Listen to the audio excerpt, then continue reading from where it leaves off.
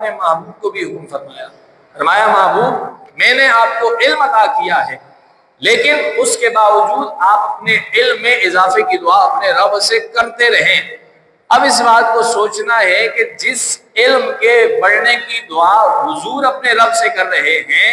تو امتی کو کتنی زیادہ ان دعاؤں کی ضرورت ہے کہ امتی اپنے علم کو بڑھانے کے لیے اپنے رب سے کتنی دعائیں کرنی چاہیے۔ اسی طرح رسول اللہ صلی اللہ تعالی علیہ وسلم کے ایک صحابی رسول حضرت عبداللہ بن عباس رضی اللہ تعالی عنہ، حضور صلی اللہ تعالی علیہ وسلم کے چچا کے بیٹے ہیں۔ حضرت عباس حضور کے چچا ہیں اور عبداللہ رسول اللہ صلی اللہ تعالی علیہ وسلم کے چچا زاد بھائی ہیں۔ اسی طرح ایک اور رشتہ بہت قریبی ہے حضرت عبداللہ بن عباس کا رسول اللہ صلی اللہ علیہ وسلم کے ساتھ۔ حضور صلی اللہ تعالی علیہ وسلم کی زوجہ حضرت ام میمونہ رضی اللہ تعالی عنہا ام المومنین،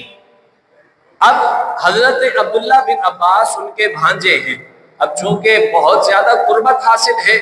حضرت عبداللہ بن عباس رضی اللہ تعالی عنہ کو رسول اللہ صلی اللہ علیہ وسلم کے ساتھ، اب اسی وجہ سے حضرت عبداللہ بن عباس رضی اللہ تعالی عنہ رسول اللہ صلی اللہ علیہ وسلم کے گھر تشریف لاتے اور رات بھی گزارتے۔ اس وجہ سے کہ میں دیکھ سکوں کہ حضور صلی اللہ علیہ وسلم کا راتوں کے اندر کیا عمل ہے، کہ اللہ کے نبی ہیں، اللہ کے محبوب ہیں، اور میں ان کو دیکھوں اور تاکہ میں بھی وہ عمل کرنا شروع ہو جاؤں۔ اب چونکہ رسول اللہ صلی اللہ علیہ وسلم کے گھر پہ رکا کرتے تھے اس نیت سے کہ حضور صلی اللہ علیہ وسلم کا عمل دیکھ سکوں، حضور کے عمل کا مشاہدہ کر سکوں۔ اسی موقع پر ایک مرتبہ رسول اللہ صلی اللہ علیہ وسلم رات کو بیدار ہوئے، رات کے آخری حصے میں، اور بیت الخلاء تشریف لے گئے، اور اس کے بعد حضرت عبداللہ بن عباس رضی اللہ تعالی عنہ حضور صلی اللہ علیہ وسلم جب بیت الخلاء تشریف لے گئے تو آپ نے ان کے آنے سے پہلے وضو کا پانی بھر کر رکھ دیا۔ اب رسول اللہ صلی اللہ علیہ وسلم جب بیت الخلاء سے باہر تشریف لائے تو آپ نے وہ پانی دیکھا، آپ نے پوچھا من وضع ھذا، یہ پانی کس نے رکھا ہے، یہ برتن کس نے رکھا ہے؟ تو اسی موقع پر عرض کیا گیا کہ رسول اللہ صلی اللہ علیہ وسلم کی خدمت میں کہ یہ پانی اور یہ برتن حضرت عبداللہ بن عباس نے رکھا ہے۔ اب یہاں پہ خدمت کا انداز دیکھیں، اب حضور صلی اللہ علیہ وسلم کے گھر میں رہ کر حضور کی خدمت کی جا رہی ہے، اور کہا نہیں بلکہ اپنی مرضی سے حضور بیت الخلاء تشریف لے گئے اور حضرت عبداللہ بن عباس نے پانی کا برتن رکھ کر حضور صلی اللہ علیہ وسلم کے لیے تیار کیا کہ حضور باہر تشریف لائیں گے اور وضو فرمائیں گے۔ اب رسول اللہ صلی اللہ علیہ وسلم نے پوچھا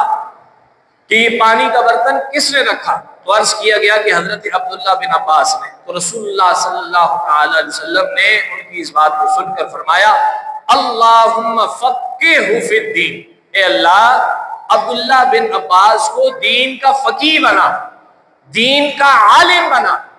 اب حالانکہ حضور نے نہیں کہا پانی بھر کے رکھو، کسی اور نے نہیں کہا، بلکہ رسول اللہ صلی اللہ تعالی علیہ وسلم نے ان کی اس خدمت گزاری کو دیکھ کر آپ نے ان کو علم کی دعا دی اور دین کا عالم بننے کی دعا دی۔ یہ دعا نہیں دی کہ اللہ تجھے مال و دولت والا بنا دے، اللہ تعالیٰ دنیا کے اندر تجھے عزت عطا فرما دے، اللہ تعالیٰ تجھے اولاد عطا فرما دے۔ کیا دعا فرمائی؟ فرمایا اللہم فقہہ فی الدین، اے اللہ عبداللہ بن عباس کو دین کا عالم بنا، دین کی سمجھ عطا فرما۔ اب رسول اللہ صلی اللہ تعالی علیہ وسلم کا یہ دعاؤں کا سلسلہ اس انسان کے لیے ہوتا تھا جو علم کے اندر ذوق اور شوق رکھتا تھا۔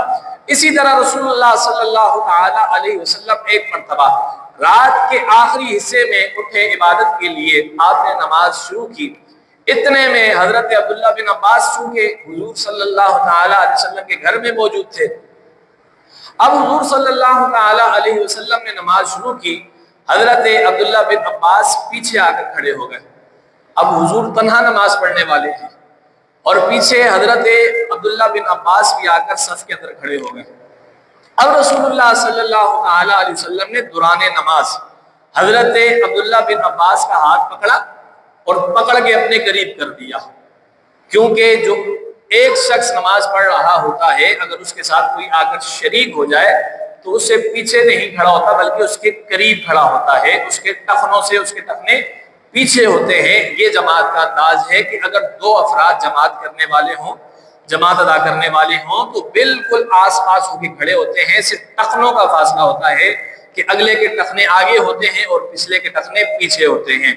اب رسول اللہ صلی اللہ تعالی علیہ وسلم چونکہ نماز ادا فرما رہے تھے، حضرت عبداللہ بن عباس بھی آ کر پیچھے کھڑے ہو گئے، پچھلی صف میں کھڑے ہو گئے۔ حضور صلی اللہ تعالی علیہ وسلم نے دوران نماز ہی حضرت عبداللہ بن عباس کا ہاتھ پکڑا اور اپنے قریب کر دیا۔ جب رسول اللہ صلی اللہ تعالی علیہ وسلم نے اپنے قریب کیا تو حضرت عبداللہ بن عباس ایک مرتبہ، تاکہ حکم پر عمل ہو جائے، اللہ کے نبی ہیں، اگر ناراضگی پیدا ہو گئی تو سب کچھ برباد ہو جائے گا، اس لیے حضرت عبداللہ بن عباس نے ایک مرتبہ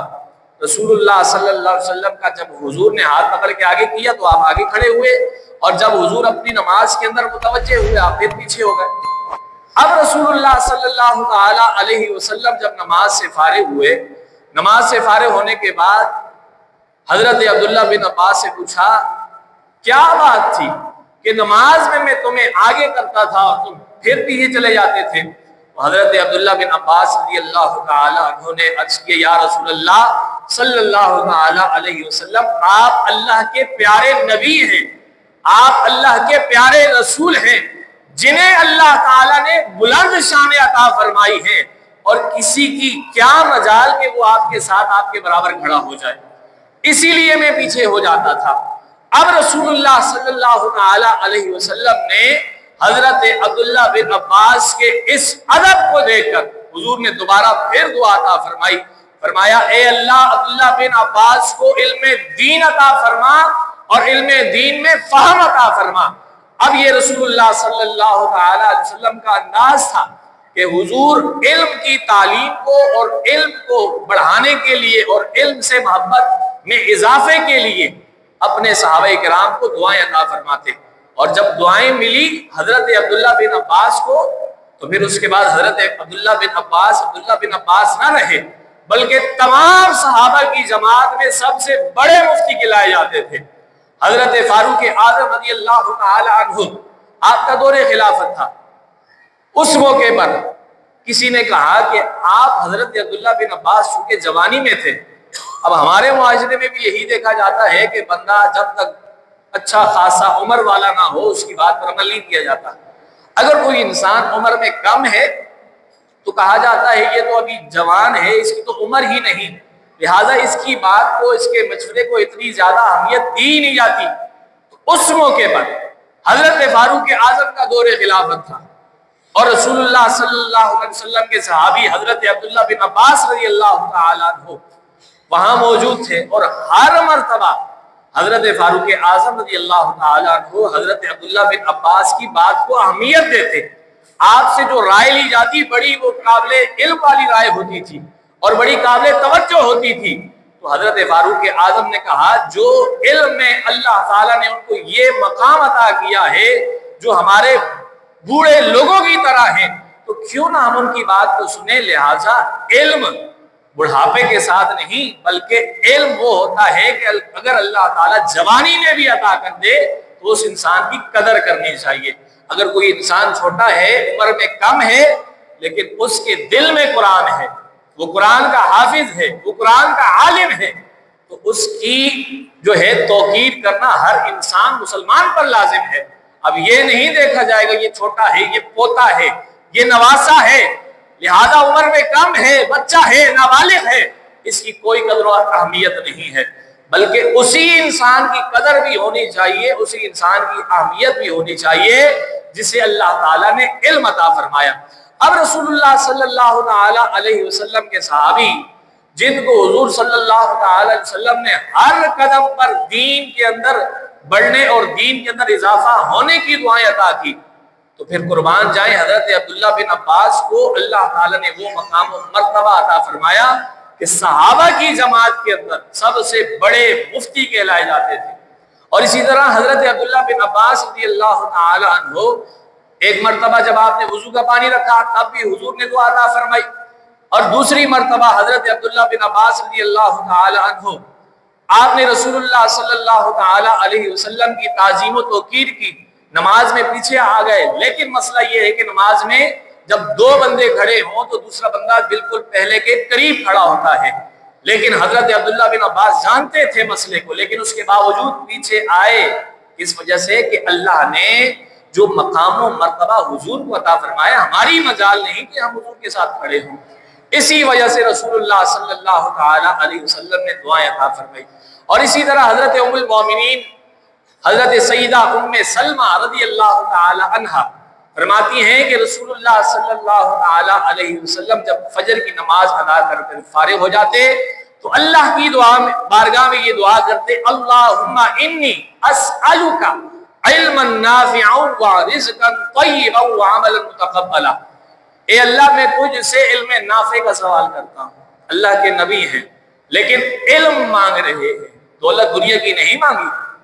دنیا کی عزت نہیں مانگی، دنیا کی شہرت نہیں مانگی، فرمایا اے اللہ میں تجھ سے علم نافع کا سوال کرتا ہوں اور پاکیزہ رزق کا سوال کرتا ہوں اور ایسے عمل کا سوال کرتا ہوں جو تیری بارگاہ میں مقبول ہو۔ اسی لیے ہمیں سوچنا چاہیے کہ ہم علم کے اعتبار سے کس کونے پہ پڑے ہیں، کہ علم سے ہمارا تعلق کتنا ٹوٹ چکا ہے، ہم نے اپنی آنے والی نسلوں کو علم سے کتنا دور کر دیا ہے۔ اب اسی لیے جب ہم نے اپنی نسلوں کو علم سے دور کر دیا، اس کے بعد معاشرے کے اندر جو خرابیاں ہیں ہر بندہ اس کو بہتر سمجھتا ہے۔ اور اسی طرح رسول اللہ صلی اللہ تعالی علیہ وسلم کی ایک اور حدیث پاک ہے، توجہ ہے آپ کی، بولیے سبحان اللہ، بولیے سبحان اللہ۔ رسول اللہ صلی اللہ تعالی علیہ وسلم کی حدیث پاک ہے، جو شخص صبح کو مسجد جائے یعنی کہ نماز فجر کے لیے، اور اس کا مقصود اور اس کا مقصد فقط یہ ہو کہ میں بھلائی سیکھوں گا یعنی کہ علم سیکھوں گا یا کسی کو علم سکھاؤں گا، اللہ تعالیٰ اس کو ایک مقبول عمرے کا ثواب عطا کرتا ہے۔ کہ اس نیت سے کوئی انسان مسجد میں داخل ہو رہا ہے، یا تو میں اس مسجد میں داخل ہو کر علم سیکھوں گا یا کسی کو علم سکھاؤں گا، بھلائی پاؤں گا یا کسی کو بھلائی کے راستے پر لگاؤں گا، تو اللہ تعالیٰ اسے ایک مقبول عمرے کا ثواب عطا فرماتا ہے۔ اور اسی طرح فرمایا رسول اللہ صلی اللہ علیہ وسلم کی حدیث پاک ہے، جو انسان شام کو اس حال میں داخل ہوا کہ اس کی نیت یہ تھی، اس کا مقصد یہ تھا کہ مسجد میں داخل ہو کر علم حاصل کروں گا یا کسی کو علم سکھاؤں گا، اللہ تعالیٰ اسے پورے حج مقبول کا ثواب عطا فرماتا ہے۔ اب ان حدیث طیبات میں کس بات کی فضیلت بیان ہوئی؟ علم کی، کہ ہم نے علم سے تعلق توڑ دیا ہے،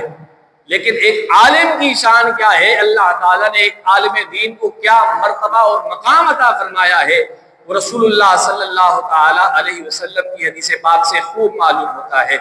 اب ہم آنے والی نسلوں کو علم دین